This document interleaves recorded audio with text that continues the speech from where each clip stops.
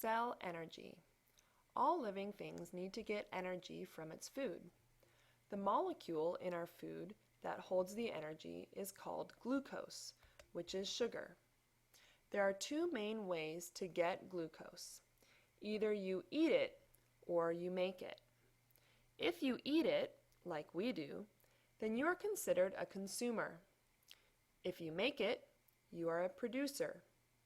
Most producers photosynthesize, which means they take in light energy and store it in the molecule of glucose. The energy that living things can use is called chemical energy. It is stored in the bonds that hold atoms together in a molecule. To release and use that energy, the organism breaks the chemical bonds. Once an organism has its glucose, it needs to release and use this energy. All living things release this energy through cellular respiration. Cellular respiration is another chemical reaction that happens in the mitochondria. We will learn more about cellular respiration soon. As we talk about energy, there are two important laws to remember. The first law of thermodynamics says that energy cannot be created or destroyed, only transferred. The second law of thermodynamics says that no energy transfer is 100% perfect. Now we are going to learn about why chloroplasts and mitochondria look the way they do. Both of these cell parts are wrinkled. Chemical reactions happen along surfaces. So, the more surfaces available, the more chemical reactions will happen. The more a cell does the reactions for photosynthesis and cellular respiration, the more energy it will have, giving it a better chance to stay alive. Photosynthesis. Photosynthesis is a very complicated process. Really understanding it needs a lot of chemistry knowledge. If it seems like the reaction below is skipping steps, that's because it is.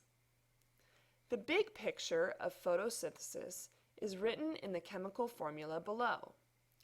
6 CO2 plus 6 H2O plus light makes C6H12O6 plus 6O2.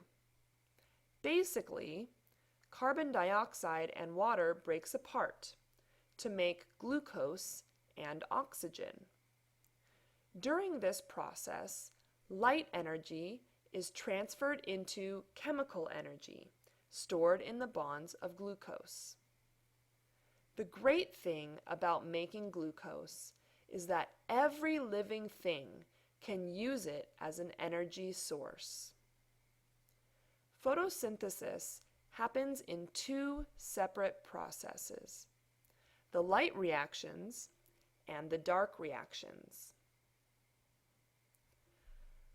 The light reaction. Light from the sun is soaked up by the color green. The main color in chlorophyll is green, but there are a lot of other pretty colors too.